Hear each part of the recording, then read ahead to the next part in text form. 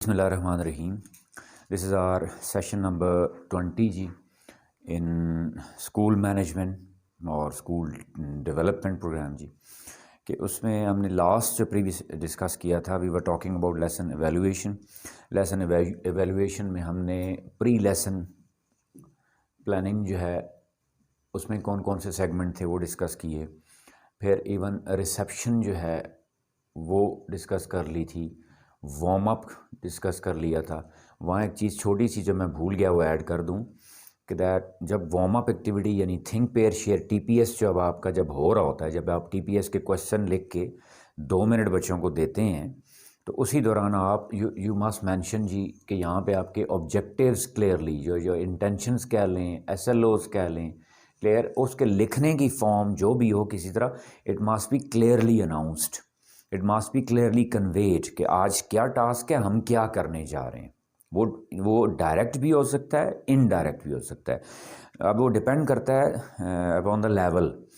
अब for example grade 1 2 3 है तो वहाँ वो डायरेक्ट नहीं होता, वो इनडायरेक्टली आप कह लें कि that we are going to have fun जी, कि आज हम we will have fun with words, clear we will have fun with language जी, कुछ आप ऐसा कह लें, वी विल हैव फन जी, we will come to know about interesting things in science जी, मिरेकल्स ऑफ साइंस जी। क्लियर वो अनाउंसमेंट इतनी क्लियर हो और क्लियरली कन्वेड हो कि वो बच्चों को पता हो कि वो क्या कर रहे हैं। और वो ऊपर बड़ा लेवल है तो वहाँ तो डायरेक्टली आपने अनाउंस करनी होती है कि वजह मैंने मिसाल दी थी फिजिक्स केमिस्ट्री बायोबास का बच्चे टॉपिक पढ़ के, ठीक है, या एसएसटी का इस्लामियात का टॉपिक पढ़ के एंड पे उनको पता ही नहीं होता वो पढ़ किस लिए रहे हैं या उन्होंने उससे करना क्या है, उसका ऑब्जेक्टिव क्या है, उसको उससे अचीव वो क्या करना चाह रहे हैं। क्या ये सिर्फ सोर्स ऑफ इन्फॉर्मेशन की हद तक है तो फिर टीचिंग में और मीडिया में कोई फ़र्क नहीं रहेगा। मीडिया में भी इन्फॉर्मेशन होती है तो फिर टीचिंग में भी इन्फॉर्मेशन है, लेकिन वो क्या सोर्स ऑफ इन्फॉर्मेशन नहीं होता, बल्कि उस सोर्स ऑफ इन्फॉर्मेशन के साथ कुछ डायरेक्टिव भी होता है, कुछ इंस्ट्रक्शंस भी होती हैं, कुछ लर्निंग आउटकम्स भी होते हैं, कुछ ऑब्जेक्टिव्स भी होते हैं, कुछ शॉर्ट टर्म गोल्स या लॉन्ग टर्म प्लान भी होते हैं जिनको हमें अचीव करना होता है। वो क्लियरली यहाँ मैंशनड भी हों और कन्वेड भी हों, ये ध्यान में रखिएगा जी, क्लियर। और उनका लिखने का तरीका, लैंग्वेज, वो आपको रिटन डॉक्यूमेंट मिल जाएगा कि उसको कैसे लिखना है, वो अब आप वहाँ से देख सकते हैं। फिर वार्म अप के बाद हमने जी मेथडोलॉजी पे आए थे और मेथडोलॉजी में हमने अभी तक क्या डिस्कस की थी, विजुअल और ऑडिटरी, उसकी इफेक्टिवनेस को कैसे हमने मेंटेन रखना है, डेवलप करना है पहले, फिर उसको कैसे मेंटेन रखना है, चाहे वो बबल चार्ट है, बबल चार्ट में मेंटेनेंस रिहर्सल हो रही है या लैबोरेटिव रिहर्सल है, क्यों की जाती है, पर्पस क्या है, उसका मकसद क्या है, उससे विजुअल और ऑडिटरी जो मल्टीपल इंटेलिजेंस के 2 सेगमेंट्स हैं वो कवर हो रहे हैं, कैसे हो रहे हैं वो। उसके बाद जी नाउ अहेड जी, मूविंग अहेड। अब फॉर एग्जांपल मैंने क्या कहा था कि 40 मिनट्स का अगर वो लेसन है या 45 मिनट्स का है तो उसमें आपका वो जो टाइम मैनेजमेंट है दैट इज़ वेरी इंपॉर्टेंट, कि वो रिसेप्शन स्टेप्स हैं उनके कितना टाइम है, ठीक है, वो चाहे वार्म अप है आपका, टीपीएस है उसका कितना टाइम है, ठीक है, वो जो भी टाइम है वो उसको मेंटेन करना इंपॉर्टेंट होता है जी। अब फॉर एग्जांपल विजुअल और ऑडिटरी पार्ट कंप्लीट हुआ और उसके बाद असेसमेंट हो गई थी पिछले लेसन में इसी की, तो हेड जो ऑब्जर्व कर रहे हैं उनके नोटिस में हो ये चीज़, और नोटिस में कैसे होगी कि वो जो अब प्रीवियस वीक का हमने कहा था जो पहले प्लानर डिस्कस होता है, अब जब पहले प्लानर डिस्कस नहीं होगा तो हेड को यहाँ पे समझ नहीं आएगी कि ये कंप्लीट कैसे हो गया भाई अभी, क्लियर, या कौन सा चंक लेसन का कंप्लीट हो चुका है और कौन सा चंक रहता है। Are you getting my point जी।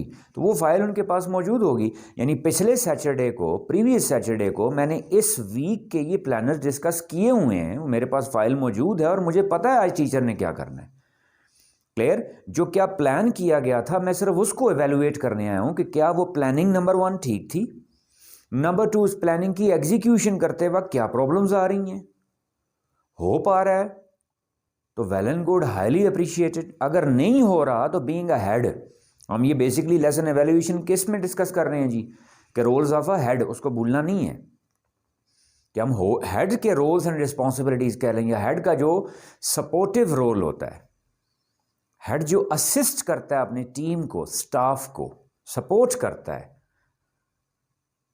उसमें एक हमने रोल डिस्कस किया था कि लेसन एवेल्यूएशन का, कोई मकसद कुछ सजा और जजा नहीं है, उस प्लानिंग को देखना है। अब वो प्लानिंग अगर क्लियरली डिस्कस हुई है तो फिर यहाँ पे एंड पे क्या होगी कि मैं बबल चार्ट के बाद ही उसी की असेसमेंट कर लूँगा। असेसमेंट की डिफरेंट फॉर्म्स हो सकती हैं, वो रिटन फॉर्म में भी हो सकती है डिपेंडिंग अपॉन द लेवल जी, वो प्रेजेंटेशन की फॉर्म में भी हो सकती है, और वो सिर्फ क्वेश्चनिंग आंसरिंग के मोड में भी हो सकती है। am I क्लियर जी? अब इन्हीं टीचर का अगर मैं कहूँ जी नेक्स्ट लेसन ऑब्जर्वेशन है, उसमें फिर क्या होगा, उसमें वही रिसेप्शन स्टेप्स, यानी ये 40 मिनट्स 45 मिनट्स पूरे हो गए मेरे। Next reception steps, next TPS. अब टीपीएस जो पिछला बबल चार्ट हुआ था जी, जो पिछले लेसन में बबल चार्ट सिर्फ किया था, मेंटेन किया था या एलैबोरेट, या मेंटेन और एलैबोरेट दोनों किए थे। अगर सिर्फ मेंटेन किया था तो आज टीपीएस में उसी को मैं रख सकता हूं, क्योंकि आज मैंने उसी बबल चार्ट को एलैबोरेट करना है। या अगर मेंटेन भी कर दिया था, एलैबोरेट भी कर दिया था, फिर भी टीपीएस में वही बबल चार्ट रख दूंगा मैं। उसकी रीइंफोर्समेंट भी हो गई, रिवीजन भी हो गई, प्रैक्टिस भी हो गई, और जो असल टास्क है कॉन्फिडेंस बिल्डिंग का या साथ उसके वार्म अप का, वो भी अचीव हो जाएगा।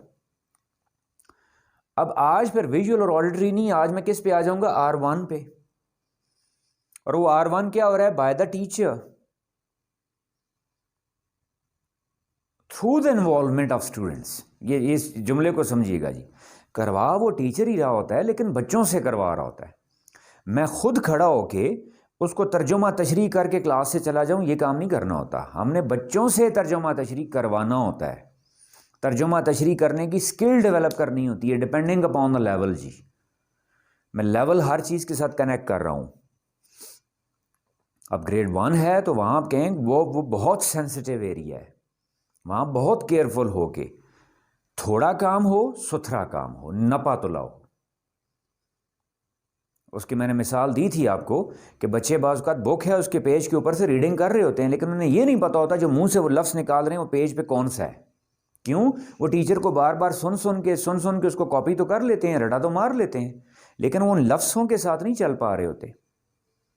अब यहाँ रीडिंग 1 क्या है जी, कि उसमें मैंने चेक करना है कि अगर वो लैंग्वेज है तो उसमें बेसिक पर्पस क्या हो जाए जी, कि एक्सट्रैक्शन या प्रैक्टिस ऑफ लैंग्वेज। उस लैंग्वेज में क्या कह लें आप, दो चीज़ें हैं जी, स्ट्रक्चर्स और वोकैबलरी। जितना छोटा लेवल है तो फिर वो वोकैबलरी से स्टार्ट होगा कि पहले वोकैबलरी एलिमेंट निकालूंगा मैं, और फिर साथ उनका स्ट्रक्चर। अब कहें वहां उस लेवल पे स्ट्रक्चर क्या होना है, the difference between is, M and R, the difference between can and can not. सिर्फ इसकी प्रैक्टिस करवानी है बस उनको, एक लाइन की। कि एक बच्चा है तो ही इज, ज्यादा बच्चे हैं तो दे आर, वो बच्चा अपना कह रहा है तो फिर क्या कहेगा, I am.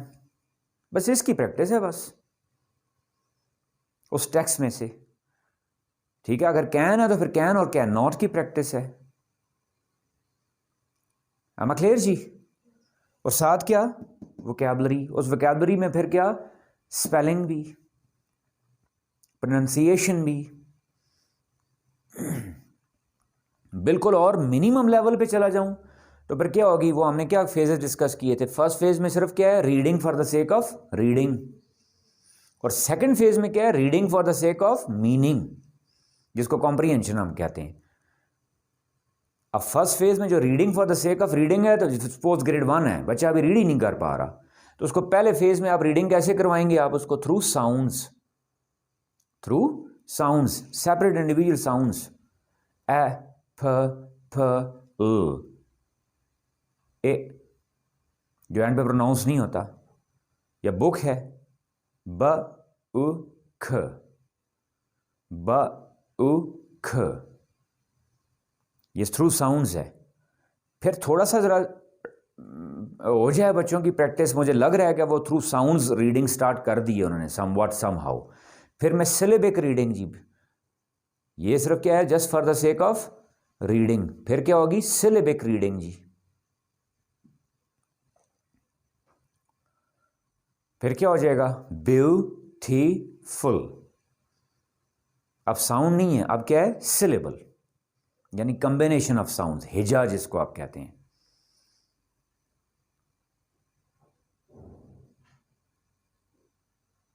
am I clear जी? और फिर सेकंड फेज में किस पे आ जाएंगे? जब मैं समझूंगा जी थ्रू साउंड्स रीडिंग अच्छी होगी तो फिर किस पे आ जाऊंगा? सिलेबिक रीडिंग पे। जब मैं समझूंगा कि अब सिलेबिक रीडिंग भी सही होगी तो फिर क्या आ जाऊंगा? Reading with understanding. Reading with understanding. Reading with understanding क्या है? कि थ्रू क्वेश्चनिंग। ये ध्यान में रखिएगा कि हम एक्शन वर्ड पिक करते हैं सेंटेंस में से और उसको लिंक करते हैं किसके साथ? वोकैबुलरी के साथ। यानी यहां कहें रीडिंग विद अंडरस्टैंडिंग बिल्कुल मिनिमम लेवल से शुरू करूं ग्रेड 1 से, तो दो ही चीजों पे फोकस होता है हमारा, नाउन और वर्ब्स। या नाउन से मुराद क्या? प्रोनाउन भी आ जाएगा, वो भी नाउन की काइंड है या नाउन की ही रिप्लेसमेंट है। कौन कर रहा है, क्या कर रहा है, इसलिए हमने स्टार्ट में डिस्कस किया था कि selection of book is very important जी। कि जो सिलेबस लगा हुआ है उसमें चेक करना है कि क्या वो ग्रेड 1 में वो मोनोसिलेबिक है, उसमें सेंटेंसेस फ्रेजेस जो हैं वो स्मॉल हैं, क्या वो बेसिक लेवल को की रिक्वायरमेंट्स को, बेसिक लेवल की कॉम्पिटेंसी डेवलप करने के लिए वो उसको सूटेबल है। अब सिंगल नेशनल करिकुलम ने जो कॉम्पिटेंसीज दी हैं वो तो बहुत कमाल हैं, एक्सेलेंट, वो अचीव हो जाएं तो उससे बेहतर है ही कुछ भी नहीं है। लेकिन असल प्रॉब्लम क्या है कि उन कॉम्पिटेंसीज को अचीव कैसे करना है, उसका तरीकाकार क्या है। उसका तरीकाकार हमने क्या कहा? साउंड से शुरू करेंगे, फिर सिलेबल्स पे आएंगे, फिर किस पे आएंगे? Reading with understanding through questions, WH questions जिनको आप कहते हैं। Who is doing, what is being done, where is that doing, how, why, when. ये क्वेश्चन आप रेज करते हैं, बच्चा उनके जवाब ढूंढता है उसमें से, या आप मिल के जवाब निकलवाते हैं उससे। am I clear जी? अब उसके लिए क्या, मैं फिर क्या कह रहा हूं कि वो कॉम्पिटेंसी तो अचीव करनी है, लेकिन मैंने बुक भी देखनी है साथ, कौन सी लगी हुई है जी। क्या उस बुक में जो टेक्स्ट दिया हुआ है कि वो उन रिक्वायरमेंट्स को पूरा करने के लिए वो टेक्स्ट सूटेबल भी है या नहीं है, कंटेंट सूटेबल है या नहीं है। अगर वो कंटेंट सूटेबल नहीं है तो उसके लिए क्या मैंने कोई वर्कशीट प्रिपेयर करनी है, कोई हैंडआउट प्रिपेयर करना है मैंने, या मैंने पहले मंथ से ही, पहले वीक से ही बच्चे को डायरेक्ट ही स्कॉलस्टिक्स पे ले जाऊंगा उसके कि मैंने उसको स्कॉलर बनाना है? नहीं। अब आप कहें तो हो सकता है बाज़ का सिर्फ आपको reading for the sake of reading के लिए एक मंथ लग जाए पूरा। अब उस मंथ में आप कहें जी इंपॉर्टेंट सेगमेंट्स हैं, डिस्कस कर रहा हूँ ये खास तौर पे हेड्स के लिए। अब फॉर एग्जांपल जी, the teacher is dealing with what जी, reading for the sake of reading. उनके पास ग्रेड 1 में लॉट ही ऐसी आई है जिनकी प्री स्कूलिंग अच्छी नहीं हुई, हालांकि एडवांस में ये reading for the sake of reading और reading for the sake of understanding ये दोनों फेजेस कवर हो जाने चाहिए।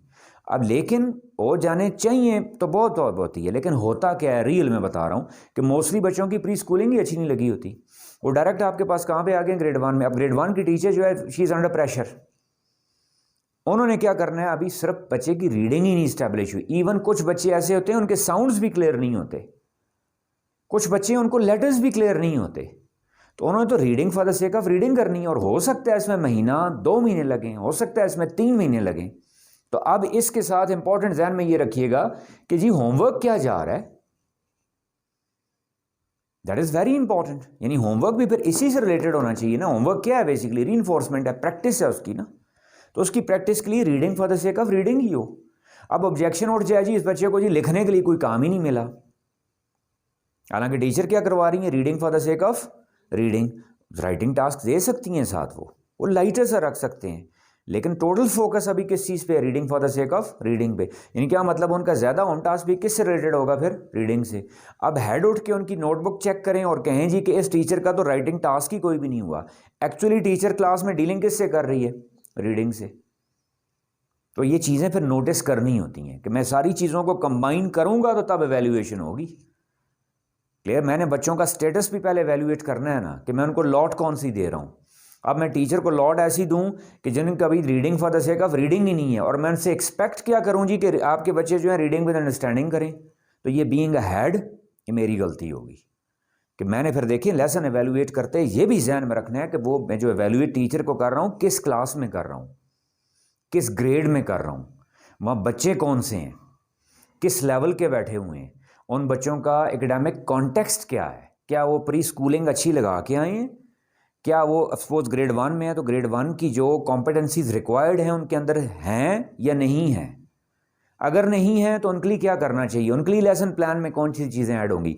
ये मुझे लेसन एवेल्युएट करते वक्त क्लासरूम में बैठे हुए ही आइडिया मिल रहा होता है कि मैं अगली जो नेक्स्ट प्लानिंग है अपनी वो फिर उसके अकॉर्डिंगली करूंगा। क्यों, जब वो टीचर इंप्लीमेंट कर रहे हैं ना उन चीज़ों को, देखें प्लान बाज़ वक़्त कागजी तौर पे कागज़ों पे डिस्कस हो रहा होता है, प्रैक्टिकली उसकी इंप्लीमेंटेशन क्लासरूम के अंदर जाके बाज़ वक़्त बिल्कुल टोटली डिफरेंट हो जाती है, क्योंकि वहाँ रियल टाइम सिचुएशन है, वहाँ तो बच्चे मौजूद हैं। अब मैं ये बच्चों के बीच में जब ऑब्जर्व कर रहा हूँ तो फिर मैंने क्या अगला वीक का जो प्लान करना है, being ahead my role must be there supportive, सिर्फ डिमांडिंग नहीं। मैं दो लफ्ज़ बोल रहा हूँ कि अनफॉर्चुनेटली हेड्स का रोल सिर्फ क्या बन गया है, डिमांडिंग, और हालांकि होना क्या चाहिए, हेड्स का रोल क्या होना चाहिए, supportive.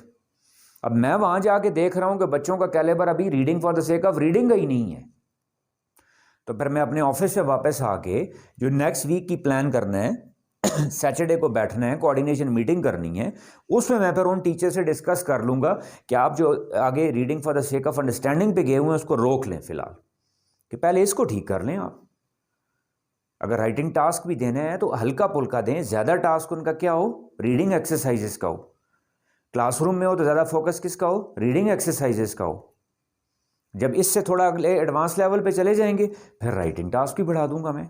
Are you all getting my point जी, कि लिंक कर रहे हैं चीज़ों को, कि यहाँ पे ये क्या है कि जब जो R1 में टीचर जब करवा रहा होता है इसी दौरान ये सारी चीज़ें ऑब्जर्व हो रही होती हैं जी, कि आया वो reading for the sake of reading है या reading for the sake of comprehension है। Reading for the sake of reading फिर बता दूं जिसमें सिर्फ बच्चे को पढ़ना आए, समझ आ रही है नहीं आ रही नेक्स्ट लेवल है। जब पढ़ने में प्रैक्टिस बैठ जाएगी, जुमला बच्चा खुद पढ़ रहा है, अब उसका फिर समझ जब डेवलप करूंगा, कॉम्प्रीहेंशन स्किल, तो फिर क्वेश्चन पे आ जाऊंगा। अब मैं ऑब्जर्वेशन के दौरान रीडिंग 1 में देखूंगा क्या टीचर के इन सारे कामों के लिए क्वेश्चंस अप्रोप्रिएट हैं, जो क्वेश्चन सूटेबल हैं, कंटेंट के साथ मैच करते हैं या ऑब्जेक्टिव के साथ मैच करते हैं। वो ये दो चीज़ें ध्यान में रखिएगा कि क्वेश्चंस कंटेंट के साथ भी मैच करें और जो ऑब्जेक्टिव्स हैं उसके साथ भी मैच करने चाहिए, जो टारगेट है उसके साथ मैच करने चाहिए, कॉम्पिटेंसी के साथ, लर्निंग आउटकम के साथ, जो भी नाम दें आप उसको। am I क्लियर जी। R1 जी, सपोज आज सिर्फ R1 ही हुई, मैं फिर वही मिनिमम ग्रेड रख रहा हूं, R1 ही हुई, लेसन ओवर हो गया। अब इसके बाद सिर्फ एंड पे क्या होगी, सिर्फ असेसमेंट। नहीं, जो आज रीडिंग प्रैक्टिस की है को बच्चों को उसका मेजॉरिटी को उसका कोई उसका फ़ायदा भी हुआ है नहीं हुआ। am I क्लियर जी। डिपेंडिंग अपॉन द लेवल मैं कह रहा हूँ, मैं परफेक्शन डिमांड नहीं कर रहा कि 100% को हुआ है नहीं हुआ। मेजॉरिटी जो है, क्या अगर मैंने आज सिर्फ reading for the sake of reading की प्रैक्टिस करवाई है या reading for the sake of understanding की प्रैक्टिस करवाई है, उसमें मैंने क्या कहा था, दो चीज़ें हम निकालते हैं, स्ट्रक्चर और वोकैबुलरी, कि बच्चे अब उस पर कुछ आए या नहीं आए, कुछ लाइन पे ट्रैक पे आए या नहीं आए, उसकी असेसमेंट होगी। उस असेसमेंट के लिए क्या टूल है, क्या वो क्वेश्चन आंसर्स थे, क्या वो कोई प्रैक्टिकल टास्क था। अब जी इसके बाद फिर आ जाएंगे, 40 मिनट्स खत्म हो गए। अब अगला नेक्स्ट लेसन जी, उसमें क्या होगी फिर जी, जो सबसे इंपॉर्टेंट है मेरे नज़दीक जी, रीडिंग 2।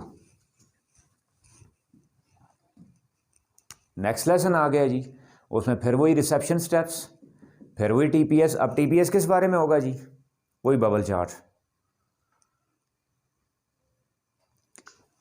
अब टीपीएस के बाद जी आज क्या होना है, रीडिंग 2। रीडिंग 2 में क्या है, the teacher said certain task, वो कोई ना कोई टास्क प्लान करना होता है हमने जी। वो एक्सरसाइज से रिलेटेड मैच द कॉलम भी हो सकता है, फिल इन द ब्लैंक्स भी हो सकता है, वोकैबुलरी से रिलेटेड भी हो सकता है, सिंगुलर प्लूरल भी हो सकता है, या कॉम्प्रीहेंशन एक्सरसाइज भी हो सकती है, या कंपोजिशन भी हो सकती है जी। ये बहुत इंपॉर्टेंट है, ध्यान रखिएगा जी। मैं वो लिस्ट फिर गिनवा रहा हूँ कि आसान तरीन लिस्ट क्या मेरे पास कहाँ से आती है टास्क की। एक तो मैं जो ऑब्जेक्टिव्स या SLOs जो हैं या जो कॉम्पिटेंसी मैंने अचीव करनी है उसको माइंड में रख लें। दूसरी जो बच्चे के चैप्टर के एंड में एक्सरसाइज है, हर बुक के साथ एक्सरसाइजेज बनी होती हैं और बाज़ का ऐसा होता है एक्सरसाइज अवेलेबल नहीं है तो मैं अपनी एक्सरसाइज खुद बनाऊंगा, I will create that exercise. ये बहुत इंपॉर्टेंट पॉइंट बता रहा हूँ जी कि बाज़ औक़ात आपके चैप्टर के एंड में जो एक्सरसाइजेज दी हुई होती हैं वो आपके ऑब्जेक्टिव्स को की सारी रिक्वायरमेंट्स को मीट नहीं कर रही होती, तो यहाँ सम टाइम एक्सरसाइज खुद क्रिएट करनी पड़ती है। मैं उसकी डिफरेंट टाइप्स कह रहा हूँ, मैच द कॉलम हो सकता है, फिल इन द ब्लैंक्स हो सकता है, वो सिंगुलर प्लूरल हो सकता है, वो सेंटेंस मेकिंग हो सकता है, जिसको जुमले बनाना, वाहिद जमा, कुछ भी आप कह लें, या कॉम्प्रीहेंशन, यानी कोई टेक्स्ट का एक लाइन है उसमें से मैंने एक सवाल का जवाब निकलवाना है, वो हो सकता है। यानी मैं क्वेश्चन रख दूंगा, बच्चे टेक्स्ट को रीड आउट करेंगे, उसमें से जवाब ढूंढेंगे और फिर उसको अपने वर्ड्स में नोटबुक पे लिखेंगे। अब अपने वर्ड से मुराद 100% बात का नहीं कर सकते बच्चे, कुछ ना कुछ बुक वाला कॉपी करते हैं वो, या फर्स्ट फेज में इनिशियल फेज में कॉपी भी कर रहे हैं तो कोई हर्ज नहीं है। इस वक्त क्या होना होता है जी, यहां ध्यान में रखिएगा जी, जब ये टास्क दिया जाए the teacher must be there among students जी, विद देम। और ये टास्क आपका यूजुअली ग्रुप्स में होना चाहिए जी, इंडिविजुअल भी हो सकता है लेकिन होना किस में चाहिए, ग्रुप्स में। सारे बच्चे मिलके करते हैं तो देखा देखी दूसरे भी कर लेते हैं। जब मैं बच्चे कह रहा हूं तो इवन कॉलेज लेवल तक मैं इसको इसी में शामिल कर रहा हूं जी। हमारे यहाँ बड़ा अजीब ट्रेंड बन गया जी कि कॉलेज भी यूनिवर्सिटी बन गई है। हम क्लियर जी कि वो भी बच्चे दे नीड सपोर्ट, हम उन्हें ज़्यादा ही बड़ा समझना शुरू हो जाते हैं। लेकिन क्या हम उनको ऐसे प्रोसेस में से डाल के ऊपर लाएं कि वो इतने मैच्योर हो गए हैं। Teacher must be there among them जी, विद देम। ये अलग बात, अनफॉर्चुनेटली आजकल रिसर्च भी दे दी जाती है बच्चों को कि जाके खुद करो भाई, गूगल से ढूंढ के करो, इवन उनको मेथडोलॉजी तक क्लियर नहीं होती अनफॉर्चुनेटली जी। हालांकि रिसर्च में जो सुपरवाइजर है उसका काम होता है must be there with them all the time जी, at each and every single point, with apologies जी। मैं सबकी नहीं बात कर रहा, जनरली डिस्कस कर रहा हूँ। देयर आर सर्टन सुपरवाइजर्स जी एक्सेलेंट जी, I am a humble student, जिनसे ज़िंदगी में सीखने को बहुत कुछ मिलता है। ये शुरुआत जहाँ से कह लें यही नीचे से होती है कि जब मैं बच्चों को एक टास्क दिया और टास्क से कि मैं क्या डाइस पे खड़ा हूँ जी, लेक्टन पे खड़ा हूँ मैं, ठीक है, मैं टाइम वेट कर रहा हूँ, नहीं ये गलत है, मैं उनके बीच में चला जाऊँगा।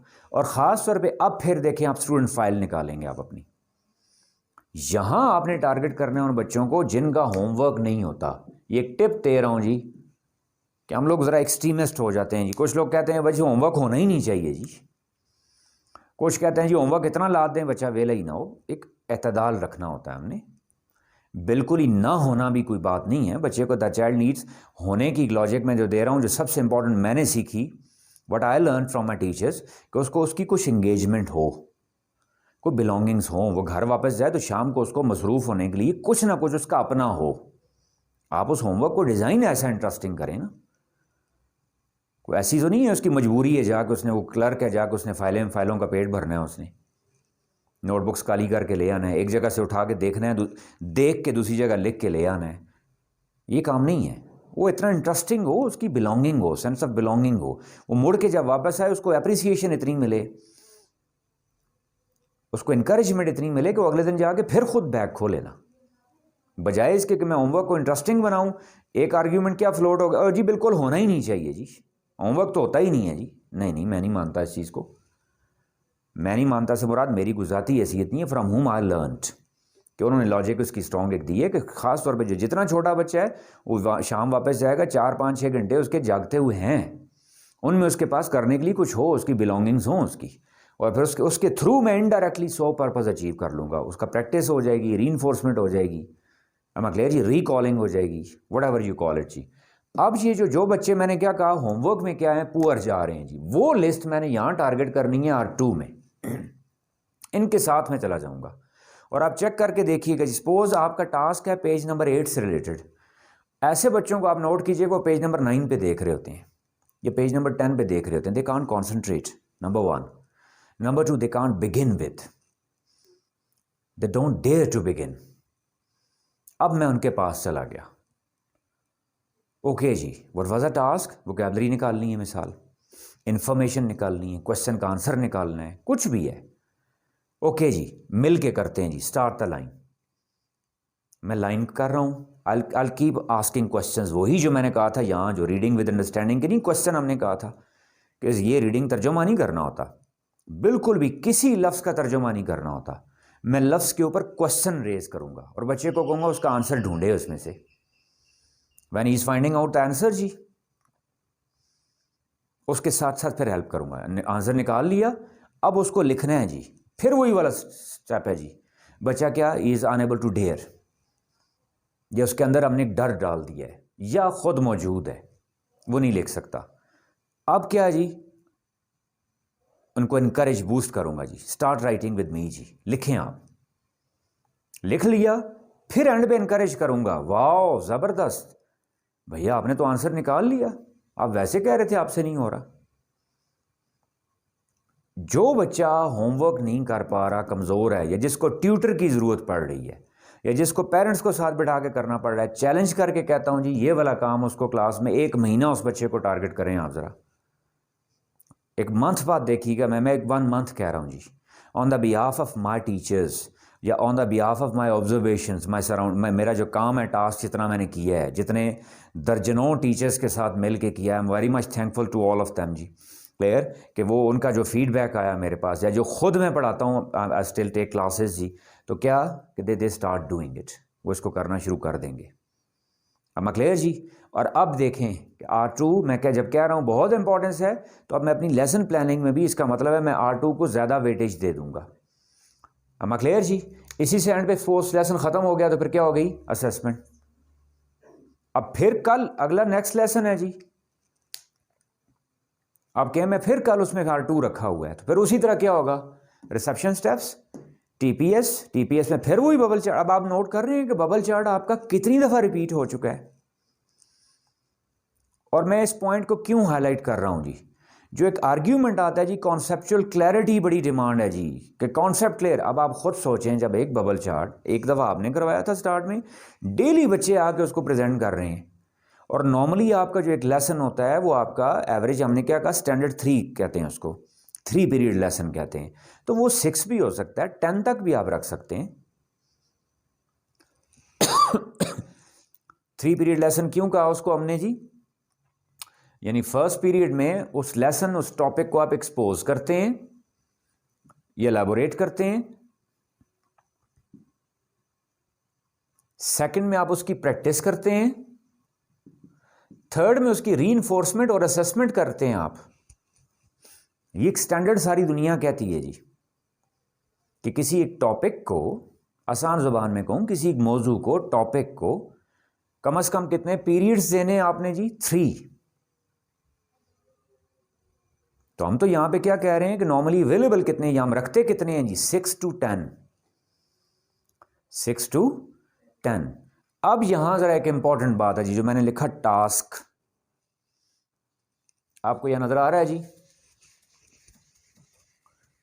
क्या कहा मैंने R2 में, टास्क। अब ये ज़हन में रखिएगा जी कि टास्क की एक लिस्ट ने हमेशा टीचर लेसन प्लान करते वक्त पहले बनानी होती है। टास्क की लिस्ट पहले बनती है, लेसन प्लान बाद में बनता है जी। टास्क से मुराद ऑब्जेक्टिव कह रहे हैं, SLO कह लें, कॉम्पिटेंसी कह लें, कुछ भी नाम रख लें आप उसका जी। फॉर एग्जाम्पल जी वोकैबलरी है जी, फॉर एग्जाम्पल कोई स्ट्रक्चर है जी, यानी ग्रामर है जी, फॉर एग्जाम्पल जी कंपोजिशन है जी, ब्लैंक्स हैं, मैच द कॉलम है, क्वेश्चन आंसर्स हैं, जितने भी हैं, ये लिस्ट पहले बनेगी, फिर इसके अकॉर्डिंगली क्या बनेगा, आपका प्लानर बनेगा जी, जो हम पहले ऑलरेडी प्लानर का डिस्कस कर भी चुके हैं डिटेल में। आपको इसका प्रिंट आउट भी मिल जाएगा, ये लिस्ट बना लीजिए। अब प्लान करते वक्त देखिए, मैं इन चीज़ों को लिंक करूंगा जी, कौन सी चीज़ें जो हैं वो क्लास के अंदर मैं इनमें से बबल चार्ट के थ्रू अचीव करूंगा, अपनी सारी मेथडोलॉजी के साथ लिंक कर रहा हूं। कौन सी चीज़ें हैं जी मैं R1 के साथ इनमें अचीव करूंगा, कौन सी चीज़ें हैं जी जो मैं R2 के साथ अचीव करूंगा,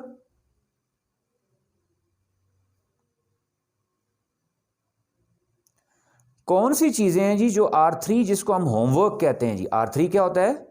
होमवर्क।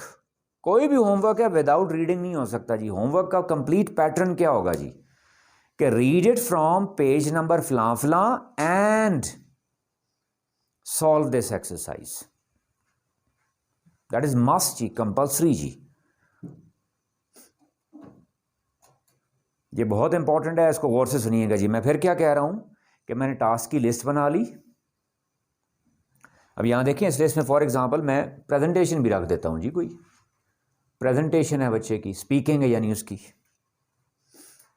4 स्किल्स आप रखते हैं, रीडिंग, राइटिंग, स्पीकिंग, लिसनिंग, जितनी भी हैं सारे टास्क बना लें जितने आपके पास बन सकते हैं जी। और उनको अपना लेसन प्लान करते वक्त मैंने लिंक करना है जी, मेक इट क्लियर, अपने डिफरेंट सेगमेंट्स के साथ। अब देखिए मैंने बबल चार्ट लिखा था ना, बबल चार्ट है। अब मैंने यहाँ जो प्रेजेंटेशन लिखी है उसको आप टीपीएस के साथ लिंक कर सकते नहीं कर सकते? क्या आप टीपीएस में भी अचीव कर सकते हैं, यानी वार्म अप में भी अचीव कर सकते हैं उसको? It depends. Warm up bubble chart में क्या अचीव किया, R1 के दौरान इसमें से क्या अचीव किया, वो एक्सरसाइज का मैच द कॉलम है वो भी R1 में हो सकता है। यानी मैं करवा के बच्चों को एंड पे कह सकता हूं देखें जी आप मैच द कॉलम की इंफॉर्मेशन हमने डिस्कस कर ली नहीं कर ली। यानी साथ साथ में टेक्स्ट है ना, ये सारी चीजें हम क्या टेक्स्ट में से कर रहे होते हैं ना, हमारे पास एक टेक्स्ट बुक होती है ना। जब मैं टेक्स्ट में से R1 कर रहा हूं तो ऑटोमेटिकली किसी ना किसी सवाल का जवाब उसमें आ जाएगा नहीं आ जाएगा, कोई मैच द कॉलम उसमें आ जाएगा नहीं आ जाएगा, fill in the blank, vocabulary, grammar उसमें आ जाएगी नहीं आ जाएगी। यानी अलग नहीं पढ़ाई जाती जी। जहन में रखिएगा जी, जैसे ही आपका ये सारा आपकी एक्टिविटीज़ आपकी टीचिंग ख़त्म हो, एक्सरसाइज भी ख़त्म हो जानी चाहिए।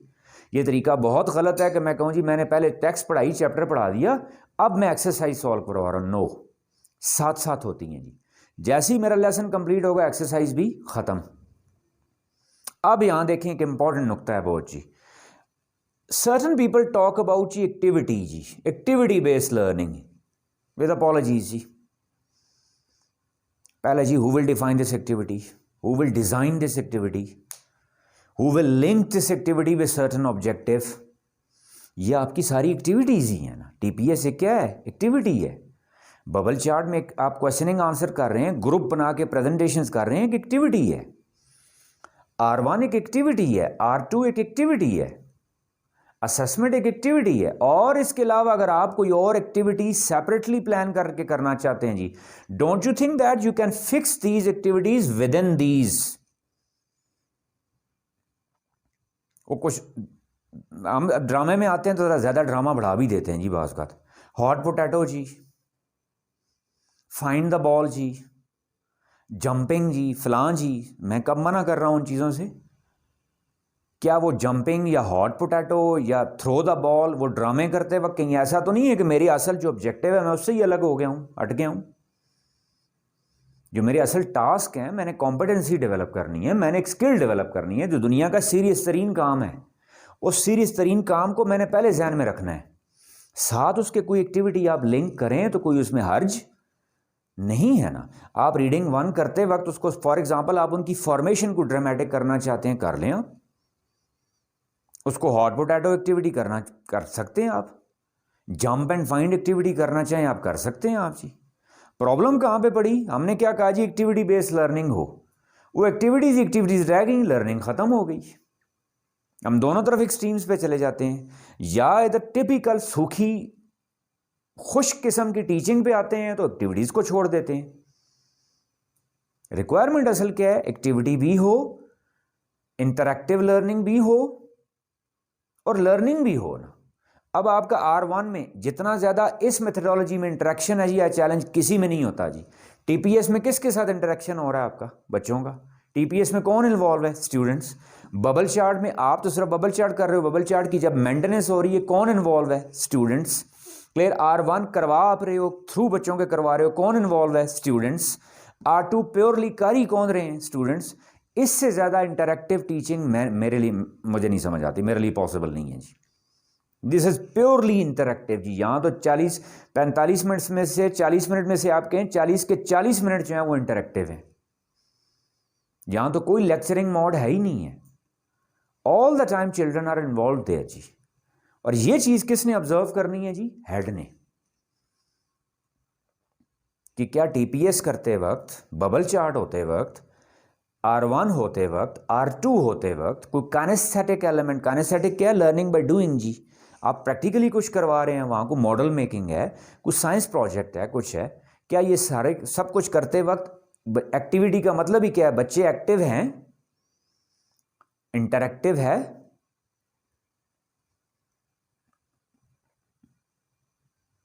क्लियर जी? ये क्या है जी? इवैल्यूएशन के वक्त मेरा मेन फेज जो है टीचिंग का वो कंप्लीट हो रहा है जी। अब इसके साथ कुछ और जो चीज़ें हैं जी, कौन कौन सी चीज़ें हमने नोट करनी होती हैं जनरली, जिनको हम जेनेरिक्स कहते हैं। Clear? Will discuss in next session इंशाल्लाह जी। That's all for today ji.